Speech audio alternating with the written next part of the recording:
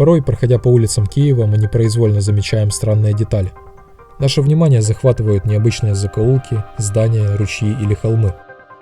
Но часто ли мы заходим далеко в своем любопытстве? Пожалуй, не стоит. Меня зовут Антон Левинский, и я сделаю это за вас.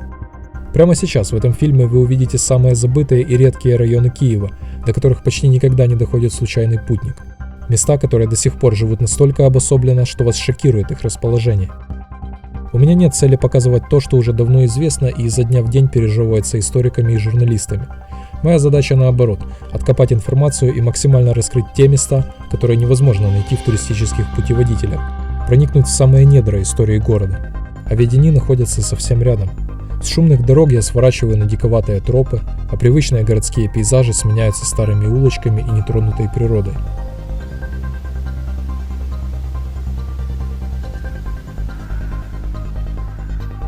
И мы остались вот так вот висим. Уже на некоторых картах даже и улицы этой нету.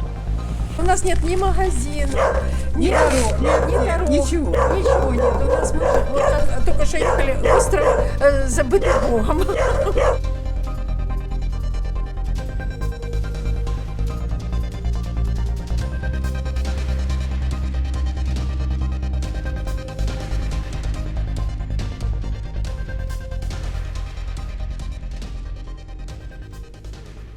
Несмотря на то, что Киев является очень древним городом, большую часть своего существования он был совершенно небольших размеров.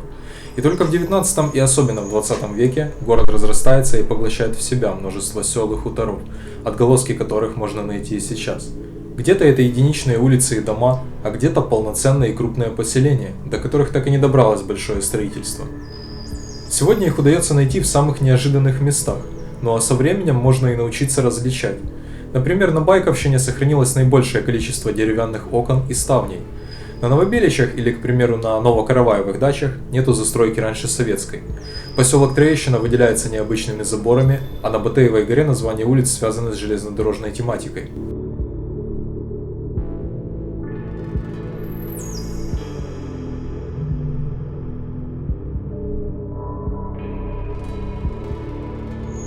Большинство старой частной застройки Киева сейчас сохранилось в самых труднодоступных местах, там, где нельзя воткнуть очередной жилой комплекс или построить торговый центр.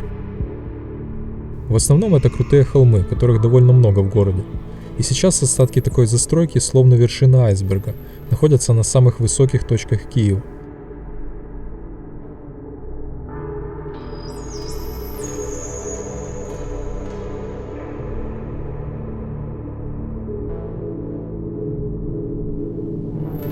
Унікальне географічне положення Києва обумовило його економічний і політичний розквіт.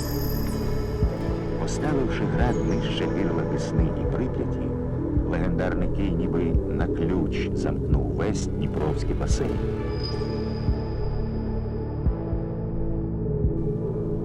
Верхів'я Дніпра і Прип'яті зв'язували Київ з Західною Двиною, Варязьким морем, північними ріками і озерами. А Десна і Сейм з системами Оки і Волги та з Каспійським.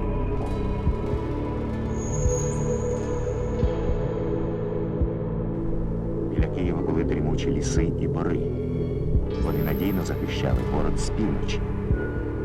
Ліс давав деревину для будівництва городів і фортець. І водилось там безліч дикого звіра і бджіл, особливо багато звірини з цінним хутором.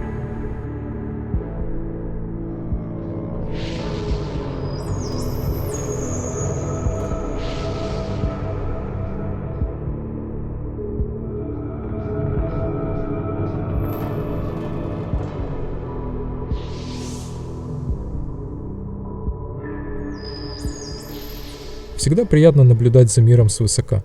Недаром мы так любим горные пейзажи, проводим время на смотровых площадках.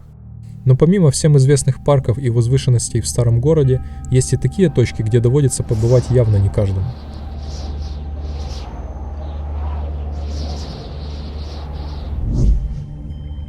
Шполянка или Шполянское Нагорье – бывший фруктовый сад недалеко от Куреневки.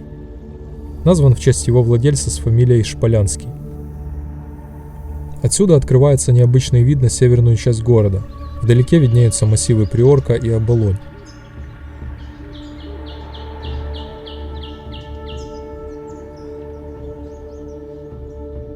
Похожие панорамы можно увидеть с Белищьего поля или Замковища. Это поселение, расположенное на соседней горе.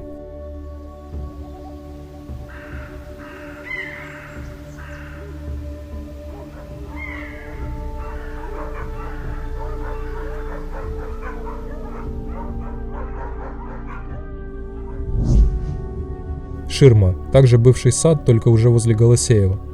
И точно так же назван в честь его владельца с фамилией Ширман. Хотя есть и другие версии. К примеру, в старину место было укрыто дикими зарослями, из-за чего становилось перед проезжающими путниками ширмой, заслоном. Место находится на такой сильной возвышенности, что оттуда с легкостью можно увидеть как центральные районы города, так и застройку на Соломенке.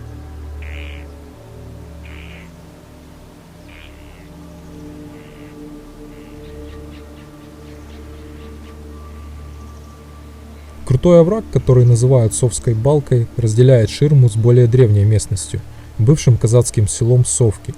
Совки также спокон веков находились на крутых склонах, в низовье которых протекала река Совка или Проневщина. От истории в Совках осталось немного. Это несколько старых хат и расположение некоторых улиц, а самолеты, пролетающие из рядом находящегося аэропорта, словно вот-вот коснутся этой необычной вершины. Да вы шо? Ой, поменялось все. Вот это вот, если бы вы сфотографировали вот это движение, вы что, меня снимаете, выложите где-нибудь? Ну, И может все быть. будут смеяться. Да не переживай. Нет, да что, видите, уже ничего не осталось. Все уже. Вот это у нас вон речка здесь, видите, Совка. Видите, она как рыбит, уже вся в трубах, в каких-то коробках куда-то идет. От истории, мальчики, ничего не осталось. Один памятник Пешкова. Старых домов. А так все мало. просто валят, как и везде. Здесь ходить, надо ходить и оглядываться, потому что вы можете попасть в такую. Сейчас же водители агрессивные, они же ни на кого не смотрят. Ты идешь, они едут.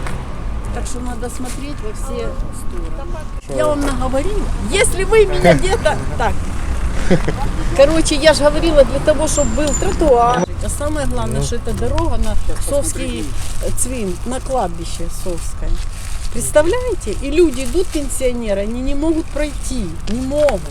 Там же катастрофа просто. Как торговля у вас идет тут? Нам удобно то, что мы здесь живем, себе, вот видите, сползла. У нас вся надежда на оптовиков. Вот они приедут, у нас заберут свеженькие.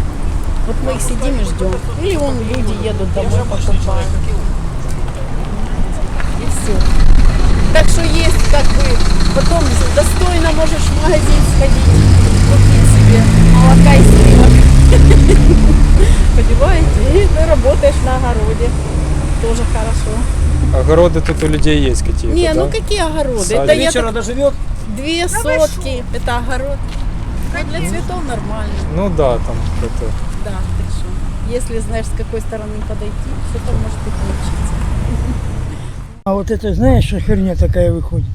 У нас вот это в нашем, вот это мы все относимся к совкам, понимаешь? Вот эти дома, недобитые фрицы еще строили, ну эти немецкие дома, вот это, видишь, 3 этажа и 5-этажки, это немцы делали. Это те, которые Пауса как узали под Ленинградом. Тогда еще был Петербург, а сейчас Санкт-Петербург. Вот тогда эта херня и начала. Вот они построили, так они под Лучиной живут.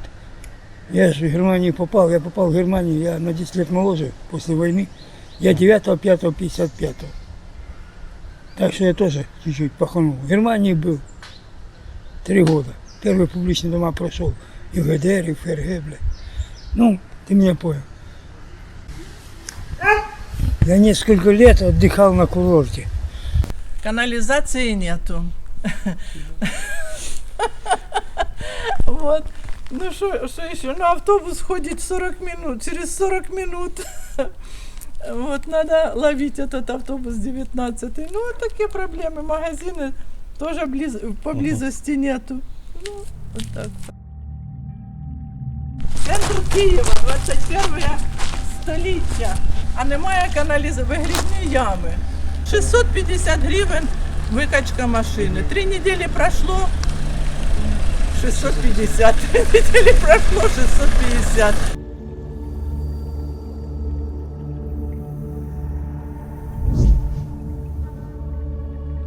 А сейчас давайте отправимся в самое сердце города.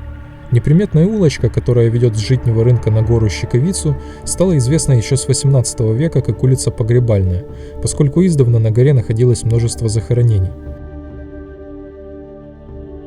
Сегодня улица называется Олеговской и выделяется парой старинных деревянных домов, несколькими кирпичными и другими более новыми строениями.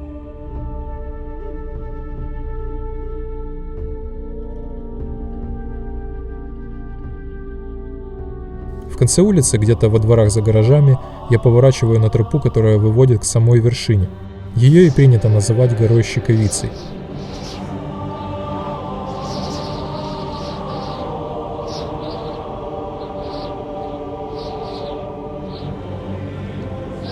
І став Олег князювати в Києві. І сказав Олег: це буде мати городам руським.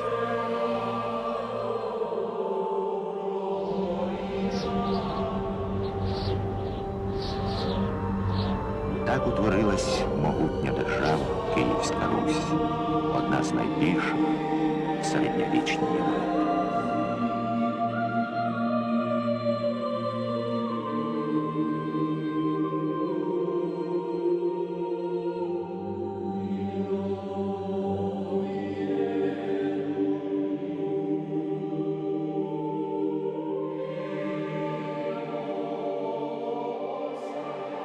Что ж, теперь поспешим к другой, не менее центральной местности.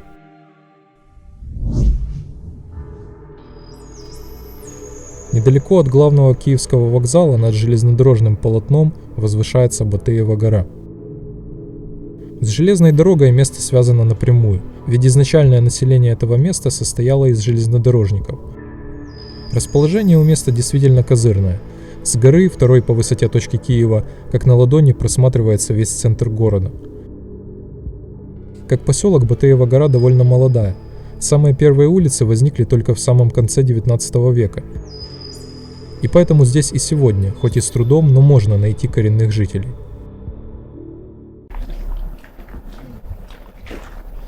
А вам точно нормально? Не надо кричать? Нет, все отлично. Ребята, я узнаю, где вы живете. Хорошо. До свидания.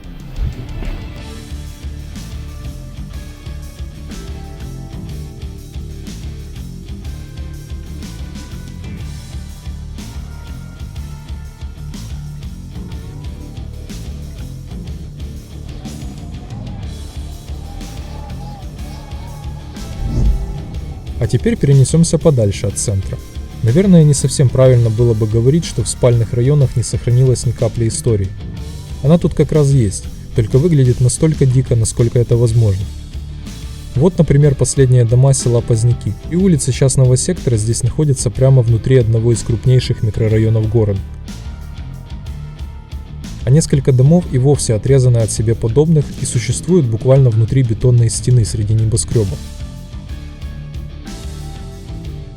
Что примечательно, на Поздняках сохранилось довольно много домов царского периода, а не советского и современного ноу-хау. Но с темпами тамошней застройки можно быть уверенным, что большую часть из снятого мы скоро не увидим.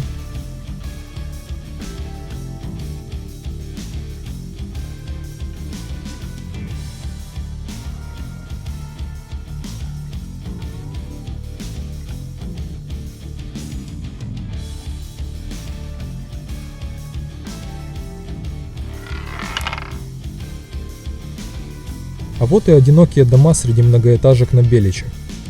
Один из них абсолютно заброшен и находится прямо в зарослях на болоте. Среди местных именуется как проклятый старый дом или дом на ведьмином болоте. С годами от него остается все меньше и меньше, и даже мне есть с чем сравнить. Еще в апреле я поднимался вверх по лестнице, которая сейчас рухнула вместе с полом второго этажа.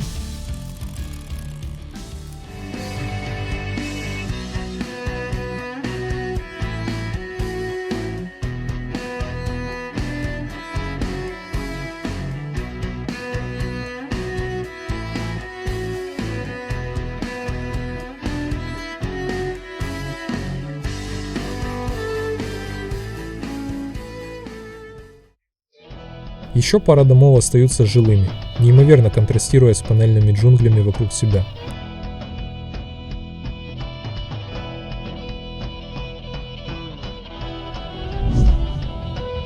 На этих кадрах вы можете увидеть остатки хутора Теремки.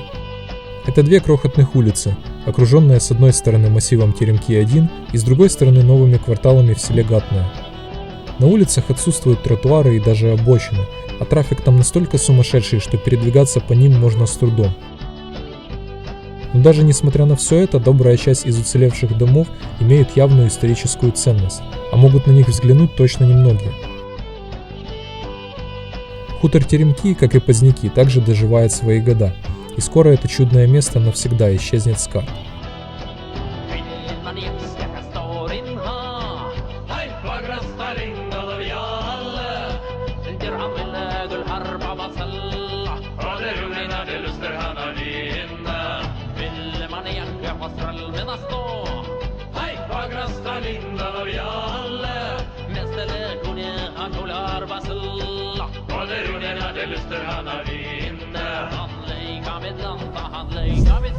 А эта одинокая улочка затесалась среди промзоны и 9-этажек на Южной Борщеговке. Сейчас в это верится с трудом, но в бывшем это часть большого села, которое называлось Никольская Борщеговка. Оно вместе с Михайловской и Братской Борщеговками располагалось на месте всего Южно-Борщеговского массива, построенного в 80-е и 90-е годы. Но поскольку район не пользуется популярностью ни у застройщиков, ни у покупателей, шансов на выживание у этой улицы в разы больше, нежели у тех, о которых сказано ранее.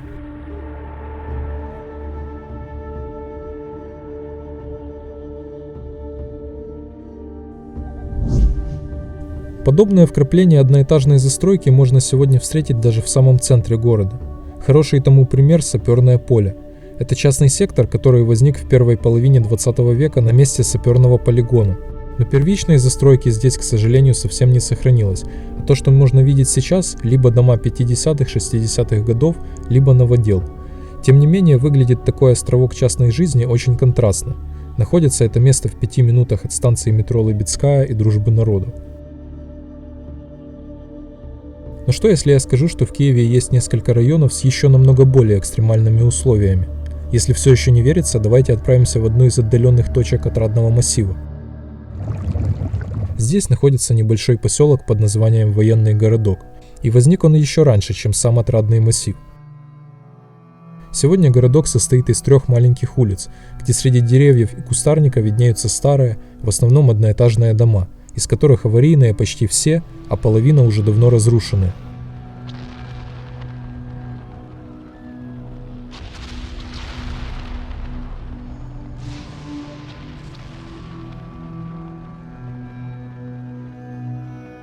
Военный городок в итоге стал такой себе ошибкой времени. Дома планировали стереть с лица земли еще в 80-е, но люди, так и не дождавшись выполнения обещаний, продолжили существовать в очередном забытом Богом месте.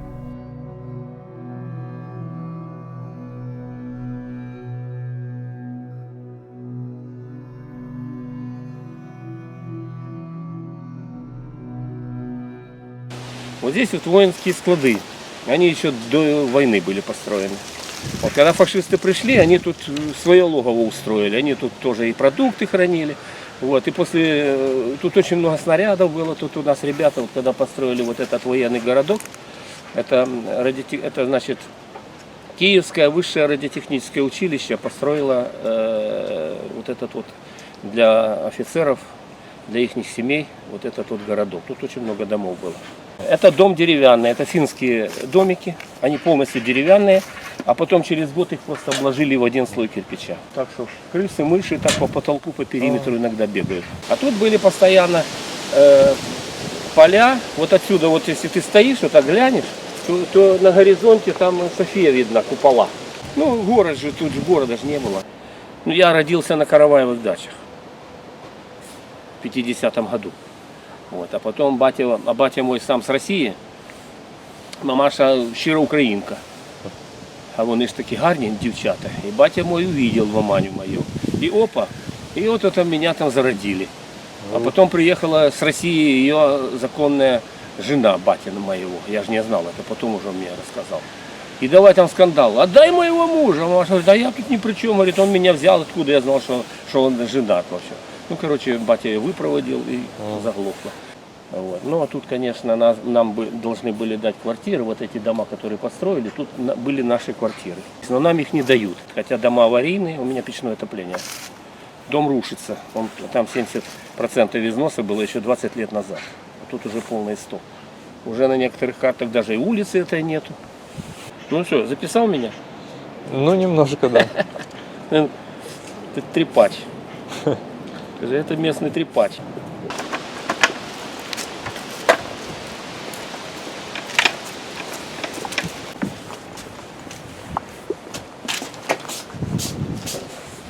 Ну, садись. Спасибо. Патроны там, тарелки мы со свастикой фашистской там тягали пацанами. Подрывались, конечно, тут вот там по улице раньше пацан тоже мину нашли, разорвал, его, кишки вывалились. Собрал их, пришел домой, на кровать лег, говорит, мама, я умираю, и умер. Ну, я тоже 3 месяца без зрения был. Восстановились случайно. Тоже не рвануло. Тоже снаряды нашли, на проволоку и тянем. Дядька увидел, по жопе надавал нам с братом и забрал эту мину. А одну бомбу авиационную не разорвавшуюся мы там похоронили, вот там где стадион, вот школа-интернат. И там мы там в яму бросили, потом ребята приехали, зарыли, и там она так до сих пор лежит. Да. Привет. Здравствуйте. Да. Здрасте. Я не понял, ты что, с магазина пришел? Да. Вот, смотри, ты шел вот сейчас дорога вот там, где столбики стоят, вот там идет дорога. Вот там сгоревший дом, вон он стоит. Вот, а вот здесь остановка трамвая, вот напротив этого столба остановка трамвая Добружская. Вот. Ну вот это, допустим, я. А вот мы идем с ведрами за керосином. Это на Караваево даче идем.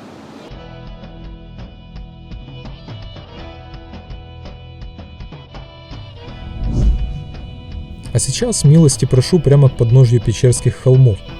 Буквально в паре шагов отсюда стоит элитнейшая недвижимость Киева. Но здесь, в дебрях промзоны, находится парочка старых микрорайонов, которые сложно отнести к центру, да и вообще, наверное, к Киеву. Вот так, к примеру, выглядит поселение железнодорожников станции Киев-2, он же Киев-Московский и Киев-Демеевский. Сейчас это буквально пара-тройка жилых двухэтажных домов, предположительно 20-х годов постройки. Единственный доступный для подхода и съемки дом по железнодорожному шоссе 5В. Известно, что тип здания общежития, ну а кому посчастливилось так роскошно жить в Печерском районе, можно только догадываться. Также рядом есть постройка 1906 года, уже с другой стороны железнодорожного шоссе. Судя по всему, здание тоже жилое, а стиль его архитектуры уж больно совпадает с бывшим локомотивным депо, поэтому несложно догадаться, для работников чего изначально был построен дом.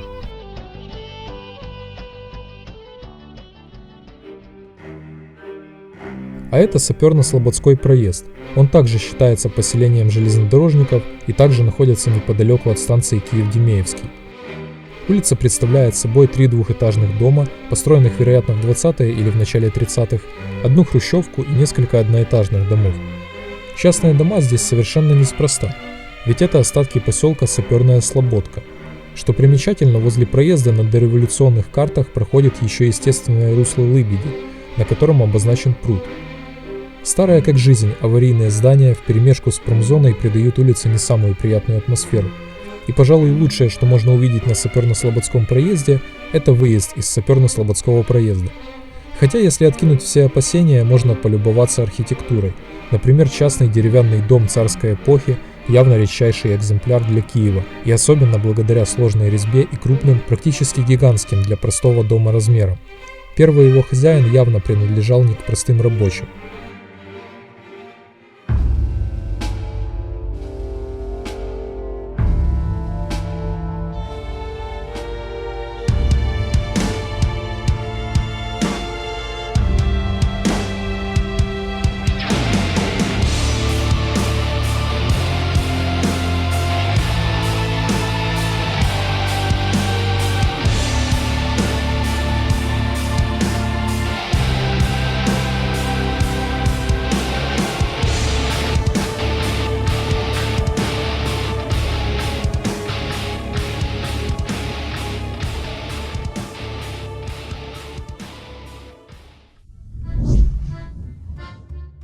А это местечко среди чащи леса называется поселком ДВС, то есть поселком Днепровской водопроводной станции. Второе название местности – поселок Водогон. И хотя выглядит он не так печально, его расположение заставит изрядно попотеть желающего там прогуляться. Находится Водогон прямо под Вышгородом, хотя административно относится к Оболонскому району Киева. А добраться туда можно на автобусах от станции метро Героев Днепра или автостанции Полесье.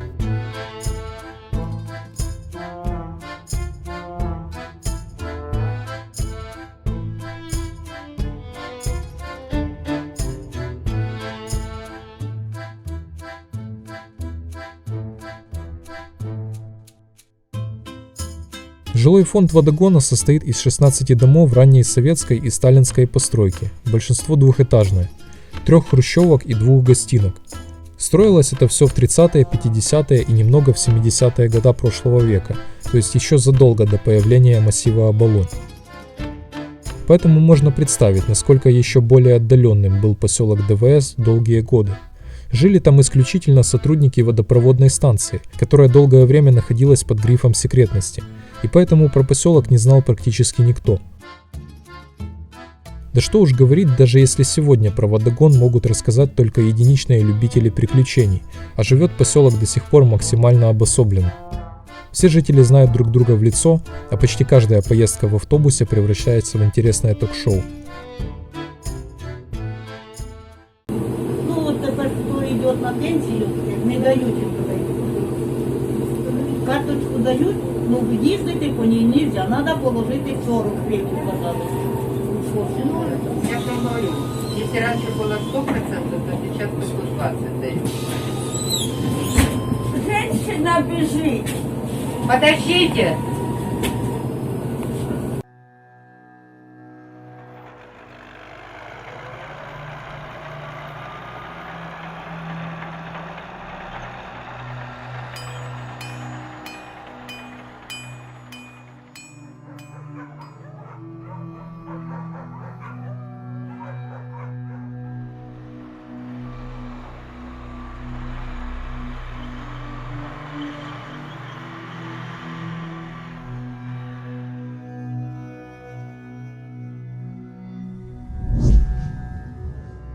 Но вот пример района, в экосистему которого старина вписывается отлично. Куреневка – местность в паре километров на северо-запад от Подола. Необычное название сформировалось еще со времен казачества. Здесь тогда еще в предместье Киева находились курени, то есть временное жилище казачьего полка. Позже, вместе с расширением границ города, Куреневку облюбовали киевские дачники, и там появилась одноэтажная застройка. Ее остатки хорошо заметны и сейчас. Где-то дома явно зажиточные, со сложными элементами декорации и крупные по размеру, а где-то вполне простые, что говорит о присутствии разных верств населения. Уже в начале 20 века Куреневка не на шутку разрастается и становится крупным индустриальным районом. Здесь появляются численные предприятия и трамвайное депо. В послевоенное время активно застраивается многоквартирными домами, сталинками, где проживали работники заводов. Район становится центром производства кирпича. Но в один день жизнь на Куреневке замирает. Бабий Яр, который находился неподалеку, к тому времени был превращен в резервуар отходов. Масса грунта, который балластом скапливался на кирпичных заводах, разбавляли водой и в виде жидкой смеси направляли по трубам в Бабий Яр, который находился на несколько десятков метров выше Куреневки. Всевозможные правила безопасности были нарушены, а дамбы, которые должны были эту смесь сдерживать, строились не из бетона, а из земли. 13 марта 1961 года дамба не выдерживает, и гигантская масса пульпы хлынула на Куреневку. Огромный вал высотой с пятиэтажный дом разрушает все на своем пути, сметая переполненные трамваи, частные дома и общежития. Под завалами находят сотни погибших, а о настоящем количестве жертв достоверно неизвестно и по сей день.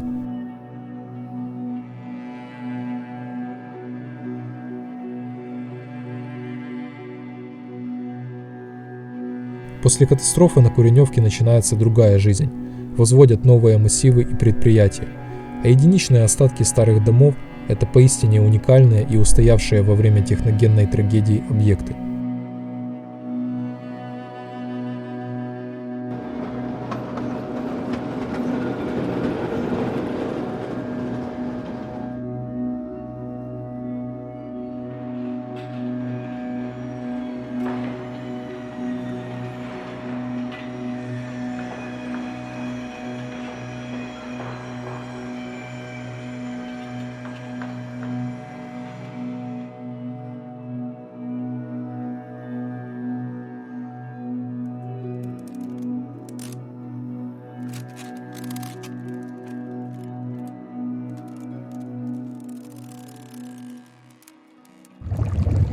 Каждая, даже небольшая по площади местность имеет отдельное название.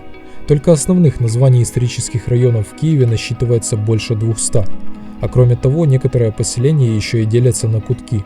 Это старое название местностей в селах, которые использовались еще до присвоения названий улицы. Например, Беличи делятся на целых 11 кутков, Пирогово на 8, а Сокарки на 7. Сейчас эти названия практически полностью забыты, а на современных картах найти их практически невозможно. Но все-таки, если хорошенько поискать, даже сегодня можно найти последние частицы древних названий. Для этого я отправился на самый отшиб города. Маленький кусочек бывшего села Жуляны, состоящий из одной улицы, вместе со строительством окружной дороги оказался отрезанным от остального поселка. Возможно, именно это и послужило толчком для сохранения самобытности. Ведь здесь на табличках с номерами домов можно увидеть не только название улицы, а еще одно странное слово. Могилев. Так в старину называлась эта улочка, которая сегодня живет возле одной из главных транспортных артерий города. Возможно, это самый последний куток в городе Киеве, название которого сохранили до сих пор. Об остальных же кутках в других местностях можно узнать исключительно из уст коренных жителей, либо пытаться искать информацию в интернете.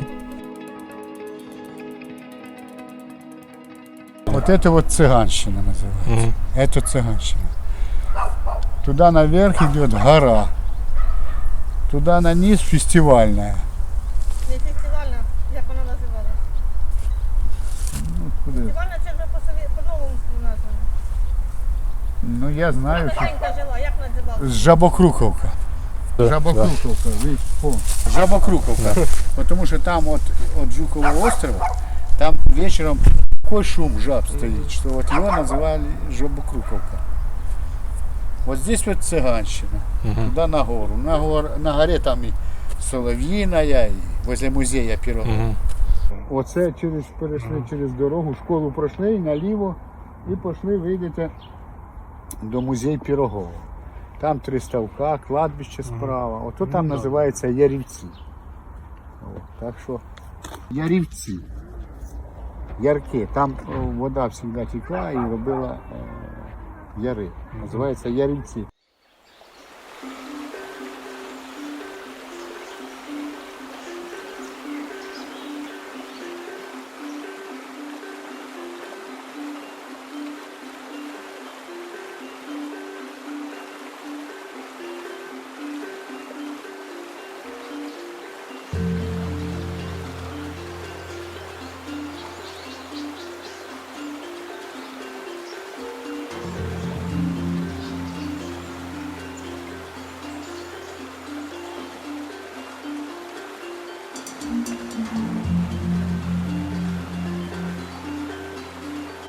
Пожалуй, мало кто догадывается, что кроме Днепра и уже забытой всеми Лыбеди, Киев насчитывает десятки, а то и около сотни малых рек, которые уже практически незаметны на поверхности. Все они либо же закрыты в подземных коллекторах, либо протекают в самых труднодоступных закоулках города, минуя частные сектора, предприятия и системы озер. Крещатик, Клов, Сырец, Дарница, Борщеговка, Протасов-Яр, Почайная – все это не только местности города, а и названия рек, которые там проходят. Все они сегодня находятся под прямой угрозой исчезновения, но попасть к некоторым из них задача явно не из простых. Именно поэтому, к примеру, на канале есть единственные в интернете кадры с ручья Лукрец, а также редкие и экстремальные съемки еще 17 малых рек Киева. Но пока они еще не до конца канули в лету истории, мы стараемся уловить момент и завпечатлить их, пока это не стало поздно. В этом и есть прелесть исследования. Ты можешь увековечить то, что исчезает буквально на глазах. Для меня этот процесс во многом напоминает охоту. Охоту на время. Одна из самых крупных малых рек Киева, которая по своей длине превышает Десенку и даже Лыбедь, с виду совершенно неприметный ручей на окраине города. Его название Борщеговка. Неудивительно, ведь он после вытока в районе ипподрома проходит через Жуляны, а потом через Михайловскую, Южную, Софиевскую и Петропавловскую Борщеговки. Река объединяет крупную цепочку озер в Киеве и области, в том числе известные Святошинские пруды, и в конечном счете впадает в Ирпень.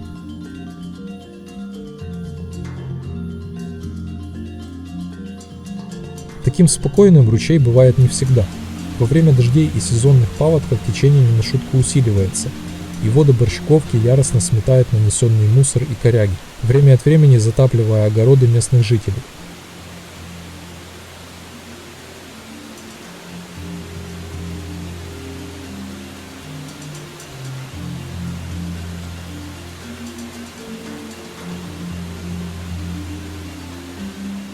А вот и настоящая набережная. Правда, не Днепровская и не Русановская, а Жулянская. Так называется одна из жилых улиц, которая проходит по обе стороны реки Борщаговки. Пожалуй, это самая малоизвестная набережная, которая существует в Киеве. И на ней есть даже свои достопримечательности. Вот, например, как этот идол из острова Пасхи, украшающий берег реки.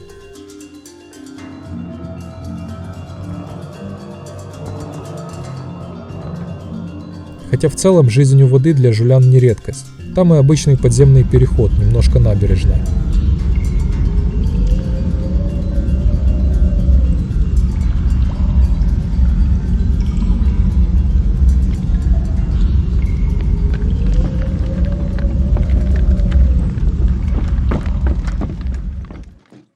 Сделали новую окружную вот, по улице.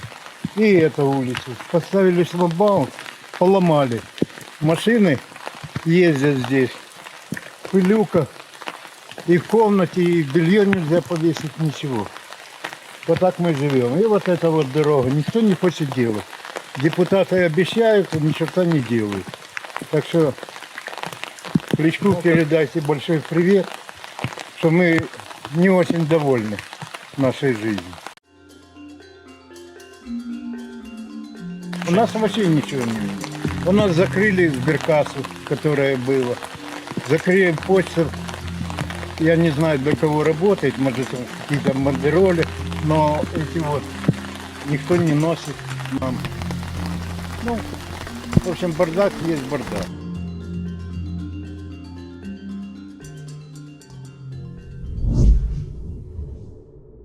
Но основная и легендарная малая река Киева, безусловно, Лыбедь. Энное количество второстепенных речек и ручьев в итоге присоединяются к ней, чтобы потом попасть в Днепр. В месте впадения в Лыбедь некоторых таких рек доводилось бывать и мне. Сейчас мы находимся в старом коллекторе Протасового Яра, что можно с уверенностью сказать по каменной кладке. Вон там, где в конце туннеля виднеется свет, ручей впадает в Лыбедь. Что интересно, даже в таких местах до сих пор идет жизнь. Некоторые старые дома находятся прямо у русла Лыбеди, и люди не имеют другого выбора, кроме как заниматься своими повседневными делами прямо у реки, надеясь, что очередные паводки не наделают беды. А вот мы и в коллекторе Ореховатки, с виду небольшой, но изрядно напугавшей нас речки во время легкого дождика. Это Вершинка, один из притоков Лыбеди. А это Совка в районе Фрометьевского спуска. В таком виде она пройдет еще недолго, а потом, как и большинство ей подобных, нырнет в коллектор и впадет в нашу летописную реку. Мокрый, ручей, впадающий в Лыбедь недалеко от вокзала. В общем, таких рек еще десятки, и о всех них могут припомнить только небольшие группы чудаков, которые вдали от посторонних глаз исследуют подземелья города.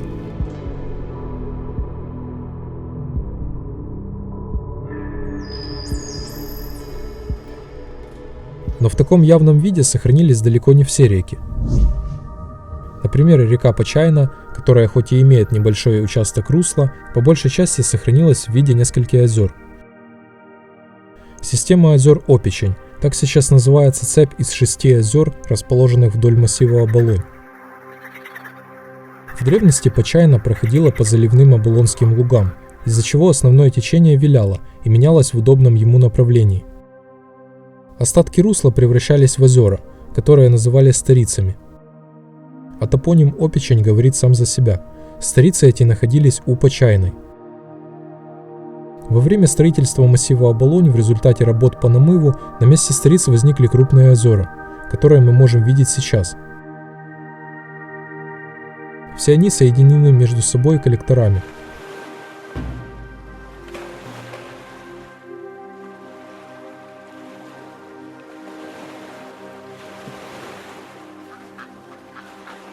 В одно из этих озер, Кирилловское, впадает небезызвестная река Сырец, которая держит путь с самих Нивок и пополняет Опичень хоть и небольшим, но все же постоянным притоком свежей воды.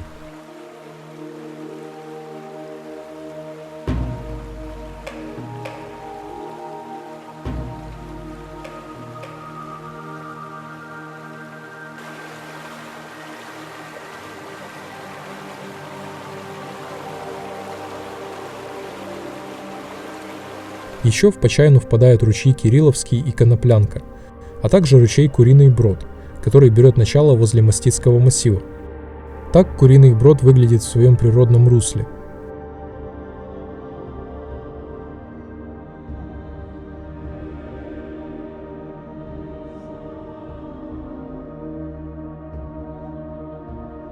Иногда вызывает большое удивление, как такие маленькие ручейки могут преодолевать такие дальние расстояния.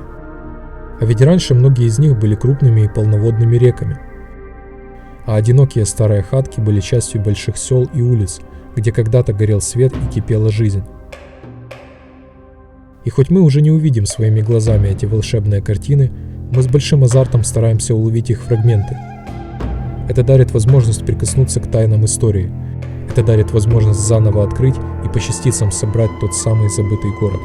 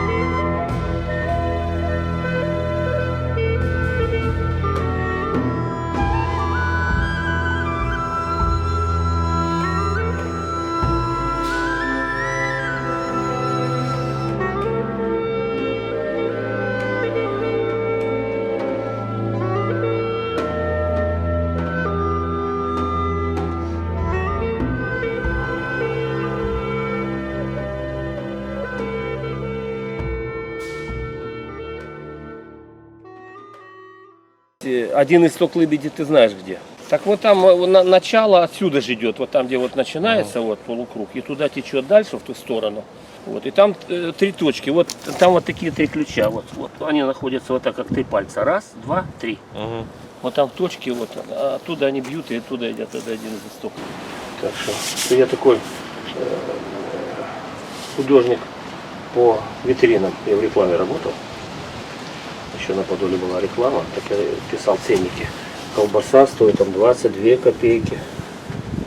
А потом меня уже начали брать, зная, что я немножко талантлив, брали на всякие вещи. То я иногда делал в мастерской работы, такие художественные, с абстракциями, с различными там инсталляциями. То фотограф пришел, как глянул, фотографировал, вот, понравилось ему. А он работал, это еще в 70-х годах, с Голландией. В Голландию ездил и снимал женское ню. Ну, женщин полуголых. У нас же запрещало это. Можно было в тюрьму сидеть. Он с голландцами тогда общался, там снимал съемки. Я говорю, где ты находишь девок наших, таких советских? Они же, ты что, это же разврат получается.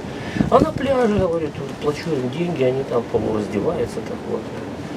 Ну, так нелегально. Вот. И он поснимал все это дело, поехал туда, потом приезжает, говорит, тебя там ждут, говорит, как художника уже, не как там этого писака, который пишет ценники, там сколько стоит колбаса, а как уже художника. Или когда-то после развала Союза приехала Барселона играть на футбол. Саба приехал в мастерскую ко мне через директора, вот, и говорит, что приедет команда, а у нас вымпела нету, надо придумать вымпел. Вот это я за ночь сделал 2 вымпела. Вот, и тогда уже наша киевская «Динамо» играла, тогда они обменялись, так что вымпела там. Вот. Ну, чеканил иногда. Ну, чеканил. Ты, наверное, не помнишь Берестецкое метро.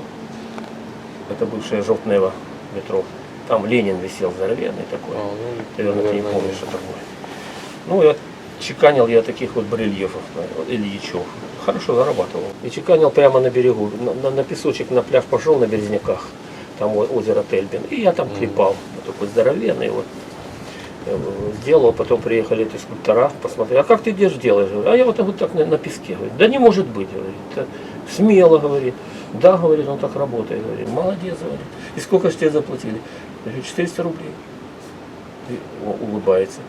Я говорю, а что, надо больше было брать? Да, говорит, только за модель берут 2000. Да плюс это 5000. Это Жигуль. Жигули тогда стоило 5000. То есть я вот прочеканил, надо было сразу же, чтобы мне Жигули дали. Вот. Ну, лох.